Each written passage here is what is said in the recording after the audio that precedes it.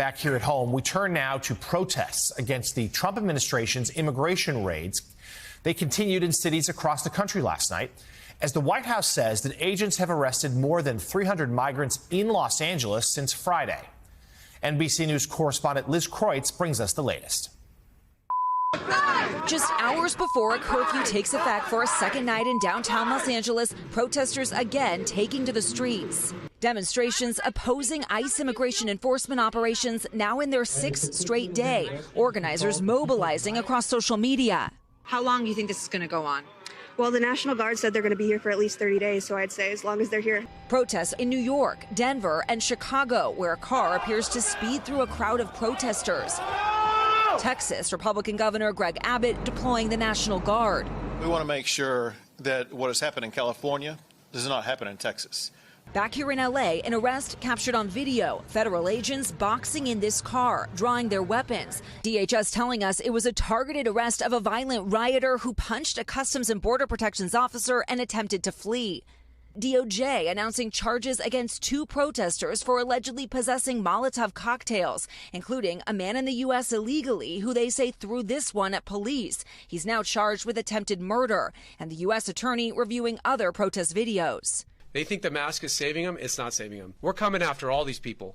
So let's be clear. This is the beginning, not the end. Meanwhile, business owners boarding up their stores, some heavily armed and standing guard after the city says more than 20 stores were looted since Friday, costing millions of dollars in damage. Just next door, dozens of people broke in. All after another dramatic night in downtown L.A. Protests again erupting at L.A.'s federal building, with some demonstrators then briefly making their way onto a major freeway. The police response overwhelming. This is now the second time in 3 days that the highway has been shut down. This is Highway 101. You can see these patrol cars here stopping southbound traffic during rush hour. Police corralling the protesters on a nearby street. Okay, we are witnessing now multiple people get arrested here by CHP officers. They're out on the freeway, blocking traffic, blocking people out on the freeway. One by one, the protesters' hands zip-tied and lined up, preparing to be loaded onto buses. This is definitely a change of tactic from what we've seen over the past few days, with officers now detaining many protesters. As LA gears up for the arrival of Marines deployed by President Trump to protect ICE agents, California Democratic Governor Gavin Newsom blaming the president for what he called a brazen abuse of power. California may be first, but it clearly will not end here. Other states are next. Democracy is next. Democracy is under assault before our eyes. This moment we have feared has arrived. The White House firing back. Mayor Bass and Governor Newsom fanned the flames and demonized our brave ICE officers. Instead of defending their city and their state, NBC's Liz Kreutz with that report.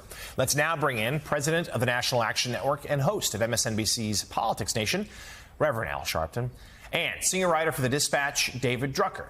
David, also a Bloomberg columnist. Ali Vitale, Richard Haas, still with us. Rev, we'll begin with you. Obviously, there's been a lot of focus on the president's deployment of the National Guard, now the Marines, to Los Angeles, and how that, in the view of many, has escalated the situation. But let's remember what started all of this, which are these ICE raids. And those in Los Angeles were saying, look, these aren't, for the most part, violent criminals that you're picking up. These are people who are our friends, our neighbors, who have been here in some cases for decades. And it's that concern which is going to fuel anti-ICE protests in cities across the country in the coming days, in particular this weekend. It feels like potentially a powder keg. It feels like it, and I think the president does not care that he's put us in this position. And let's be clear, the president put us in this position. When we look at the fact that you are talking about a president who ran on, we're going after violent criminals, we're getting the worst of the worst out. And now he's taking people that have been here for years, have been taxpayers, have had families here, and just grabbing them up in one siege. Of course you're going to have a reaction. Now, the reaction should not be violent, and for the most part, it has not been violent. We have an office of National Action Network in L.A. Most of these protests, our people tell us, have been extremely disciplined, angry, but not violent. They've also been contained. You're talking about a quarter of a mile contained area, and You need 700 troops, Marines to come in for that. So it really telegraphs would bring in the National Guard, hundreds of people, the Marines and all. The president wants to exacerbate this scene, which is why I have said to people, don't play into his hand with violence.